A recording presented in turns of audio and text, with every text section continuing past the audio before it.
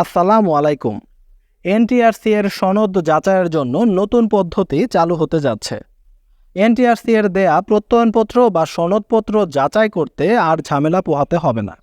২০০৫ খ্রিস্টাব্দ থেকে চালু হওয়া পদ্ধতিতে বেসরকারি শিক্ষক নিবন্ধন ও প্রত্যয়ন কর্তৃপক্ষ অর্থাৎ এনটিআরসিএ কর্তৃক নিবন্ধিত প্রার্থীদের দেওয়া সনদ যাচাই করতে হয় এনটিআরসিএকে। কিন্তু গতকাল রোববার নেওয়া সিদ্ধান্ত অনুযায়ী এনটিআরসি এর ওয়েবসাইটে থাকা লিঙ্কের মাধ্যমে যে কেউ সনদের সত্যতা যাচাই করতে পারবে এখন থেকে।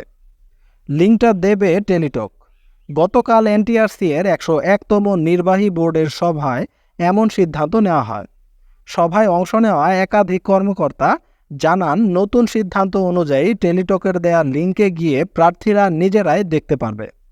বেসরকারি শিক্ষা প্রতিষ্ঠানে এন্ট্রি লেভেলের শিক্ষক নিয়োগে প্রার্থী বাছাই ও সুপারিশের দায়িত্বপ্রাপ্ত প্রতিষ্ঠান এনটিআরসিএ ২০০৫ সালে যাত্রা শুরুর সময় শুধু প্রাক যোগ্যতা নির্ধারণী সনদ দেওয়া হতো। সেটা দেখিয়ে শিক্ষক পদে আবেদন করা যেত, কিন্তু শিক্ষক হিসেবে নিয়োগ পেতে বেসরকারি ব্যবস্থাপনা কমিটির নেয়া পরীক্ষায় ছিল চূড়ান্ত। ২০১৫ খ্রিস্টাব্দ থেকে প্রার্থী বাছাইয়ের চূড়ান্ত দায়িত্ব পায় এনটিআরসিএ। এনটিআরসিএ সনদ যাচাইয়ের নতুন পদ্ধতিটি চালু হলে কেমন হবে এ সম্পর্কে আপনাদের কোনো মতামত থাকলে অবশ্যই কমেন্টে লিখুন। দেখা হবে নতুন কোনো ভিডিওতে নতুন কোনো গুরুত্বপূর্ণ আপডেট নিউজ নিয়ে। ততক্ষণ পর্যন্ত ভালো থাকুন। আল্লাহ হাফেজ।